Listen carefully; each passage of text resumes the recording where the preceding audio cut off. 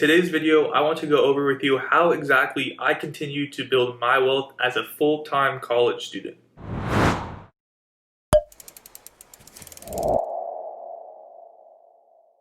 If you're new to my channel, my name is Ethan Chase and I post videos every single week on personal finance, investing, or life. As college students, we have essentially some of the best opportunities in the world because we have time on our hand. We could utilize compounding interest and seek opportunities and take a little bit of risk, eventually, retire on the terms we want.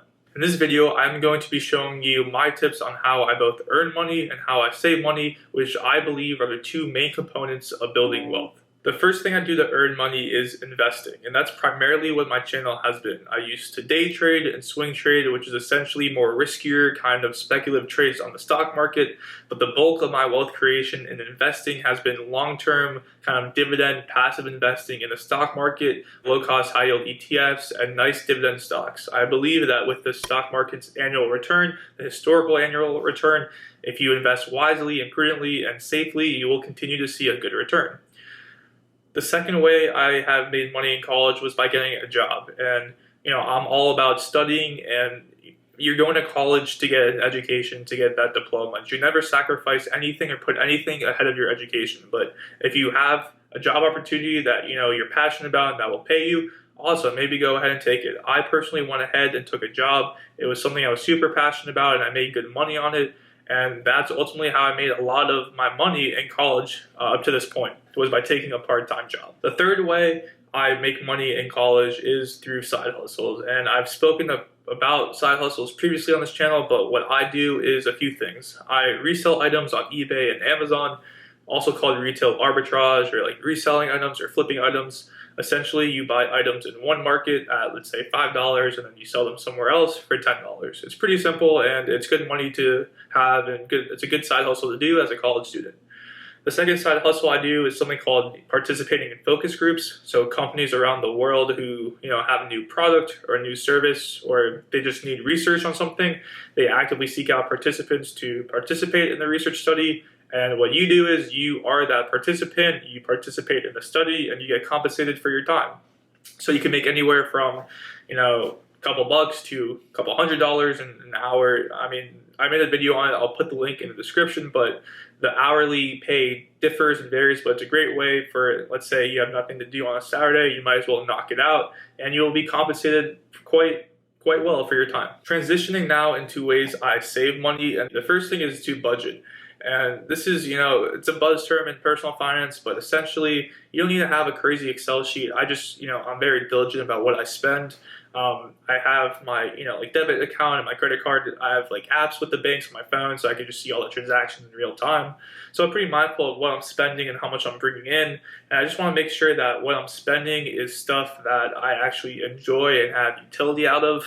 I'm a big believer, and there's research in consumer behavior and psychology and happiness, that what makes you happy is by investing in purchasing experiences. So not necessarily to buy that cool t-shirt, but let's say you want to take a road trip and stay at a hotel. That's probably the better investment and better purchase, is to invest in that experience and not just like an article of clothing or something that you use once and really never use. So before you purchase anything, always ask yourself, will I have utility from this, and will it be something that will benefit me in my life?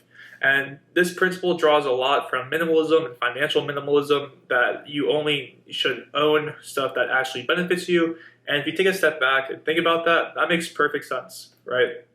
If something's not going to benefit you, you shouldn't purchase it, and you shouldn't own it, because it ends up being a burden, both financially, mentally, because it's, take up space, if it's physical, etc.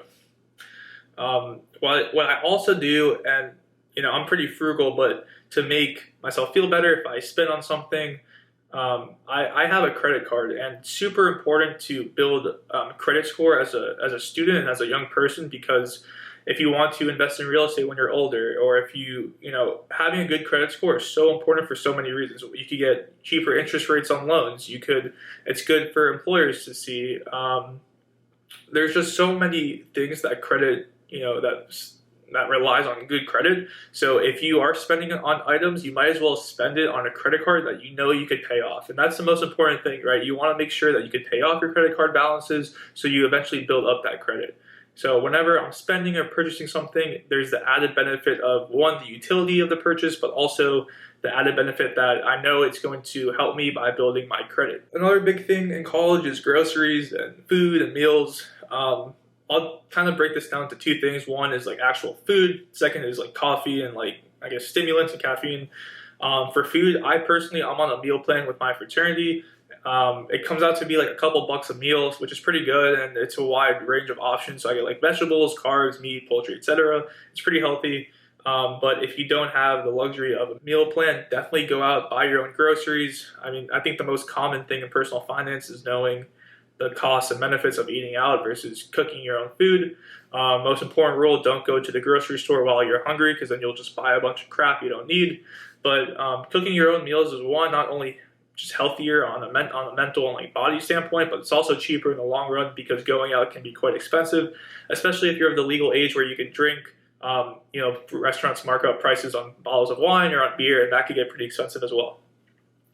On the caffeine and kind of like coffee, another thing in personal finance is like the kind of buzzword and buzz line is don't buy that latte. I'm a big fan of specialty coffee. In fact, this shirt is it's from a specialty coffee company. But what I do is I love coffee and I love caffeine and I love kind of the energy it gives you. What I would recommend is instead of going out to like Starbucks every day, you could invest in a Keurig machine. It's not the highest cup of coffee, or if you really want to get into the coffee kind of game or space, you could buy a pour over kit. I'll leave the link to what I have in the description, but you can make your own coffee at home. You could buy beans, and I think that really opens up a world of specialty coffee. Now, this is not for everyone. This is something I'm interested in, something I'm passionate about. So when I purchase coffee beans and coffee equipment, it's quite expensive. But going back to the principles of financial minimalism, I derive utility from it because I take pleasure in tasting coffee from around the world and developing my palate. So it's something I enjoy. It's a hobby of mine. But it's also, from a financial perspective, it kind of does save you money over the long run, because instead of paying for overly marked up prices or cups of coffee at retail stores, you make it in-home or in-house, and at the end of the day, you get the benefit of one, making a good cup of coffee, but two, you save money over the long run.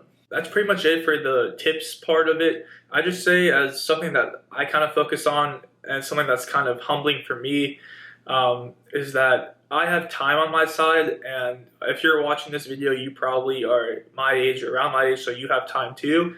And time is the biggest asset and the biggest kind of assistant to wealth creation, because everything in personal finance and wealth and investing, it all revolves around and it's premised on compounding interest and the fact that money begets money. And in order for that to happen, you need to have a long time horizon on your investments and on your savings. So if you don't have that much money right now, it's okay, because you're already rich in the sense that you have a bunch of time. And if you're older and watching this video, it's still never too late to start. But at the end of the day, focus on slow but steady and consistent growth, because that's always going to, in the long run, outpace the more riskier kind of, aim for the moon, kind of make me a millionaire quick type of stuff. If you like this video, please like it so the YouTube algorithm can pick up on it and show it to others. Comment down below what you do to build wealth and how it's been working out for you. And subscribe to the channel, because for me, every subscription is another step on my journey to financial freedom.